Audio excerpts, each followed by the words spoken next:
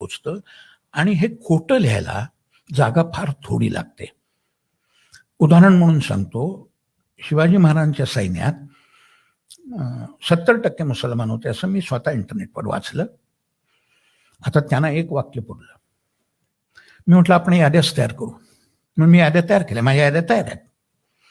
436 हिंदू सरदारांची मी नावं काढली आणि त्यातले शहाजी महाराजांच्या काळापासनं शिवाजी महाराजांकडे अल्पकाळ जे 5 होते, तांत्रिक कारणाकरता होते, असे सगळे मुसलमान धरले तर ते 12 आहेत.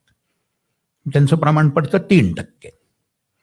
आणि तांत्रिक कारणाकरता होते ते वगळले. मी मागं सांगितलंय तांत्रिक कारणा म्हणजे फारसी लिहिण्याकरता वगैरे वगैरे, तर 2 उरतात. 2 ते प्रमाण होतं 0.5% कमी. आणि त्याचंही काही कारण असू शकतं, मी मोठ्या पुस्तकात सांगेन.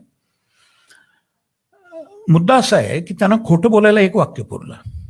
माझं हे परिशिष्ट जवळपास 60 पानांचं झालं आणि त्याकरता मला या सगळ्यांची नावं, कारण मी प्रत्येक माणसाला पुरावा दिलेला आहे, नावाचा मी पुराव्याशिवाय काही लिहित नाही. आता हे जे पुस्तक आपण वाचाल, 1400 पानी पुस्तक आहे. छोट्या पुस्तकात नाही दिलेलं, पान नंबर वगैरे सगळं. पण मोठ्या पुस्तकामध्ये मी फारसी ग्रंथांची नावं दिली आहेत. त्यापैकी जवळजवळ सगळ्या ग्रंथांची सुदैवानं भाषांतर उपलब्ध आहेत, एकतर हिंदी किंवा इंग्रजी.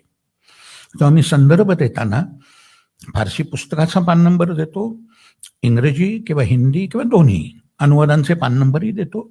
त्यामुळे तुम्हाला ते मुळात जाऊन बघता येईल की हा माणूस सांगतोय ते खरं आहे ना, कारण ते अनुवाद ते भाषांतर काही मी केलेले नाही आहेत, पूर्वी कोणीतरी केलेले आहे.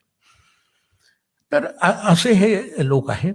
मी त्याचा परामर्श घेताना कधीही हेत्वारोप करत नाही. हेत्वारोप म्हणजे काय ते सांगतो. तुम्ही अमुक धर्माचे आहात आणि तो तमुक धर्माचा आहे म्हणून तुम्ही त्याच्या विरुद्ध एक प्रकारे आकसानं त्याचं म्हणणं खोटं म्हणताय असं मी करत नाही. मी माणसावर टीकाच करत नाही. मी टीका करतो त्या विधानावर.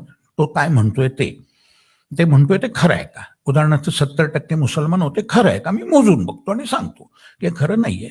माझी टीका विधानावर आहे, व्यक्तीवर नाही. तर अशा स्वरूपाचं हे पुस्तक आहे. काही लोकांना तर ब्लॅकलिस्टच केलं पाहिजे. परवा मी राम पुनियानी नावाच्या एका ग्रस्तांची काहीतरी व्हिडिओ एकाने मला पाठवली, ते काय वाटेल ते सांगत होते की गुवाहाटीच्या कुठल्या कामाख्या देवळाला औरंगजेबानं फरमान दिलं वगैरे. आणि तुम्ही बऱ्याच लोकांकडनं ऐकलं असेल की औरंगजेबाची ही देवळांना देणग्या दिल्याची फरमान आहेत. अशी काही फरमानं नाहीत. तुम्हाला ते सविस्तर मी माझ्या पुस्तकात दाखवतो की फरमान कसं असतं, काय असतं. कुठल्या तरी कागदावर 4 फारसी ओळी खरडल्या म्हणजे फरमान होत नाही.